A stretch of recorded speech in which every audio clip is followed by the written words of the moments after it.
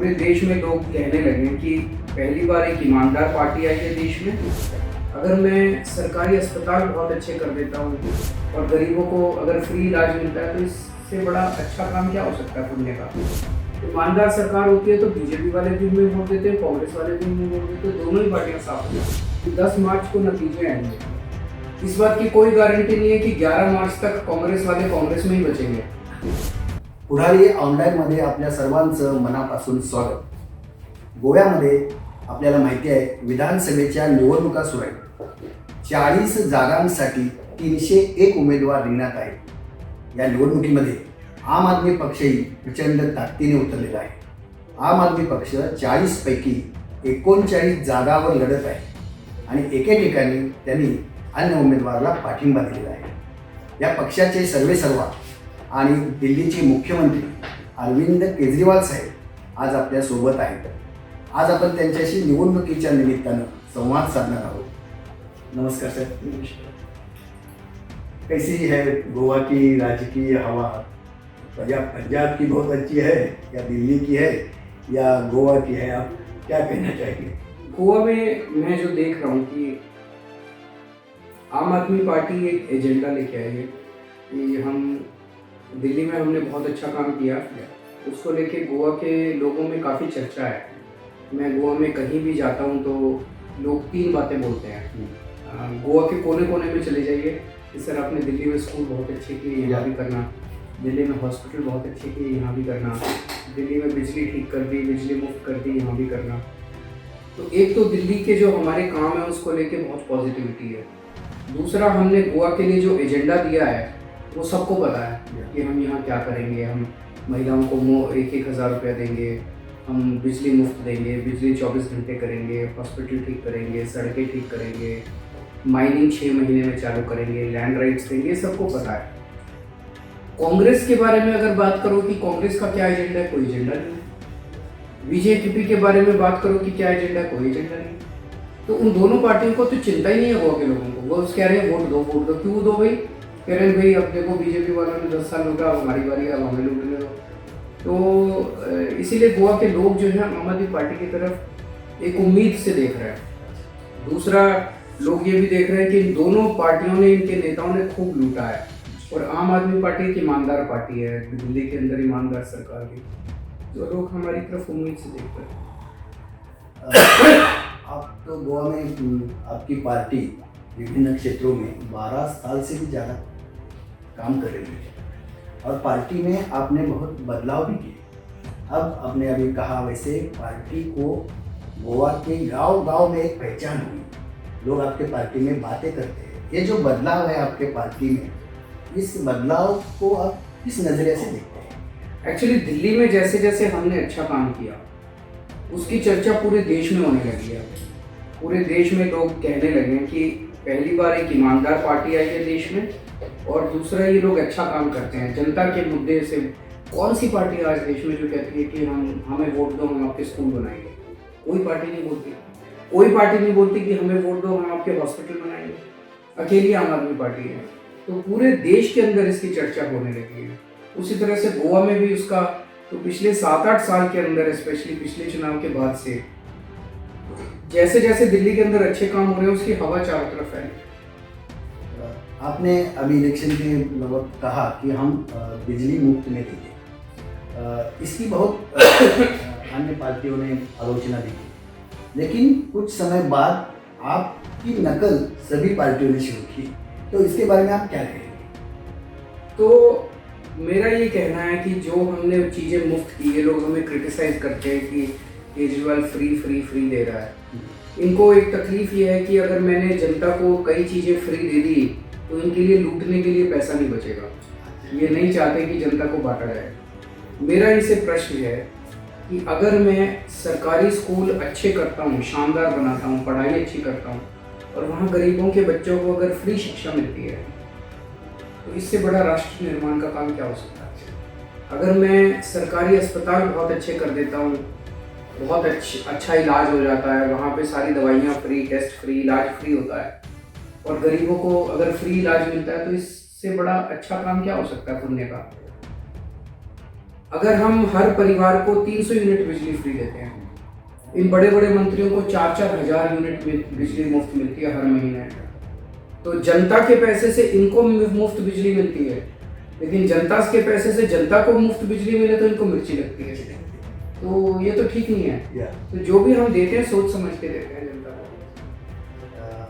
अब ये कहा जा रहा है कि आपकी पार्टी कांग्रेस के वोट ले सकती है। हम तो दोनों के वोट ले रहे हैं। अब दिल्ली में आप देखिए, दिल्ली में जब से हमारी सरकार आई है दोनों पार्टियां खत्म हो गई। कांग्रेस के 0 सीट आई और बीजेपी की एक बार 3 सीट आई, एक बार 8 सीट आई। तो हम तो दोनों के ही वोट खत्म कर देते हैं, क्योंकि ईमानदार सरकार देते हैं। ईमानदार सरकार होती है तो बीजेपी वाले भी हमें वोट देते हैं, कांग्रेस वाले भी हमें वोट देते हैं, दोनों ही पार्टियां साफ हो जाती हैं। आपने एक कहा कि चुनाव के बाद भाजपा छोड़कर अन्य पार्टियों के साथ समझौता हो सकता है, इसके पीछे आपकी क्या सोच है? एक ये भी है कि कहने को कहा था, लेकिन मैं बाद में सोच रहा था कि 10 मार्च को नतीजे आएंगे। इस बात की कोई गारंटी नहीं है कि 11 मार्च तक कांग्रेस वाले कांग्रेस में ही बचेंगे। तो अगर बचेंगे, क्या संभावनाएं होंगी वो तो चुनाव के बाद ही पता चलेगा। लेकिन मैं गोवा के लोगों को ये कहना चाहता हूँ कि वो हंग हाउस ना दें, वोट बटने ना दें। आज एक तरफ बीजेपी है, दूसरी तरफ कांग्रेस है। कांग्रेस को वोट देने का मतलब बीजेपी को वोट देना। जैसे मैंने कहा 10 तारीख को नतीजे आएंगे, 11 तक सारे बीजेपी में चले जाएंगे। तो जितने लोग बीजेपी को हराना चाहते हैं वो हमें वोट दें, और ये सीधे आमने सामने होना चाहिए, बाकी सब पार्टियों को छोड़ दें। आपने अभी कहा कि सीएम कैंडिडेट आपने डिक्लेयर किया, और आपने ये भी कहा है कि सीएम कैंडिडेट जो होगा वो भंडारी समाज का होगा। इस पर अन्य पार्टियों ने बहुत आलोचना की। ये राजनीति के लिए, अपनी राजनीति के लिए ये भंडारी समाज का कार्ड खेल रहे हैं। नहीं, देखो, दूसरी पार्टियों ने भंडारी समाज के साथ 60 साल अन्याय किया। भंडारी समाज के सबसे ज़्यादा लोग गोवा में रहते हैं। 35% के करीब गोवा के लोग भंडारी समाज से हैं। तो उनके समाज का अभी तक एक बार केवल 2.5 साल के लिए सीएम बना। तो उनके समाज की डिमांड है कि भाई हमारा सीएम होना चाहिए, जायज़ डिमांड है।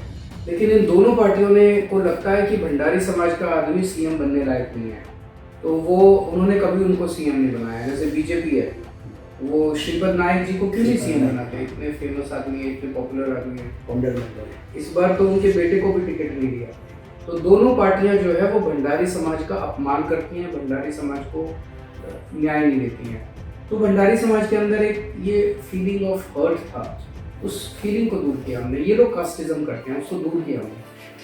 अभी 10-12 साल हो गए आपकी पार्टी गोवा में काम कर रही है।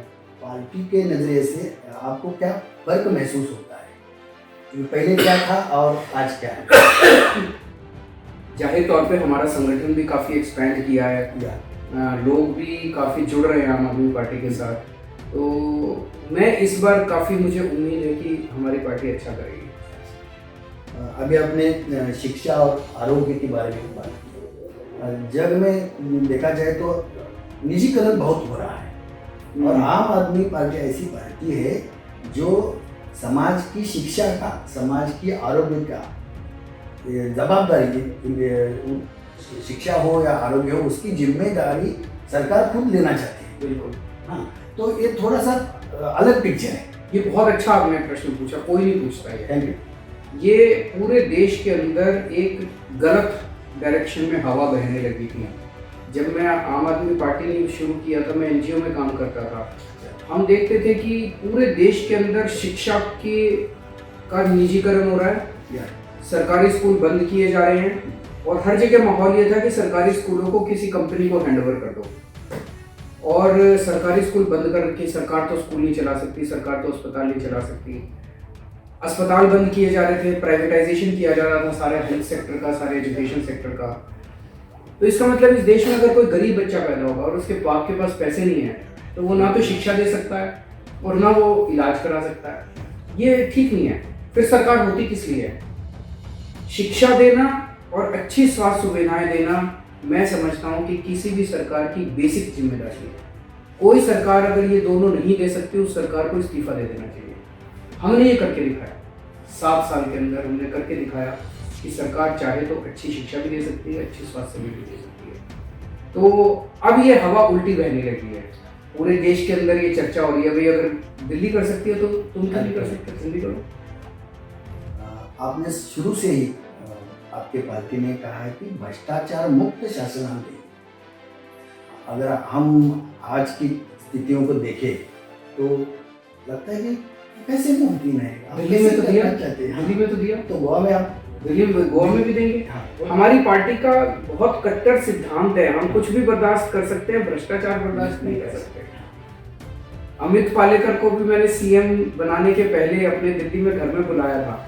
मैंने उनसे कहा, मैंने कहा देखिए कुछ भी बर्दाश्त होगा लेकिन भ्रष्टाचार बर्दाश्त नहीं होगा, तो अगर आप सीएम बनते हैं तो ये इंश्योर कीजिएगा कि सरकार बहुत साफ सुथरी और ईमानदारी के साथ चलेगी, इस पे कोई कॉम्प्रोमाइज नहीं होगा। आपकी सरकार सत्ते में आ गई तो पहला काम आप कौन सा करेंगे? मुझे लगता है गोवा में एक तो भ्रष्टाचार के ऊपर अटैक करेंगे, उसके ऊपर हमने कुछ सोचा हुआ है कि पहले 24 घंटे में ही कुछ अनाउंसमेंट्स होंगे अच्छा, भ्रष्टाचार को लेके। दूसरा रोजगार पे बहुत ज़्यादा, अभी जैसे कैंपेनिंग कर रहे हैं, हर घर के अंदर बच्चे बेरोजगार बैठे हैं, हर घर के अंदर, सिरियस इश्यू। इस पे कुछ तुरंत करना पड़ेगा। ओके सर, आपल्यासोबत आज आम आदमी पक्षाचे सर्वेसर्वा दिल्लीचे मुख्यमंत्री अरविंद केजरीवाल साहेब यांनी संवाद साधलेला आहे। निवडणुकीच्या निमित्तानं आपण हा त्यांच्याशी संवाद साधला। निवडणुकीचा निकाल 10 मार्च नंतर जाहीर होईल, तोपर्यंत आपण थांबूया इथेच आणि आपण आम आदमी पक्षाला आणि त्यांच्या निवडणुकीतील यशासाठी त्यांना आपण शुभेच्छा देऊया। Thank you sir. Thank you so much, शुक्रिया बहुत बहुत।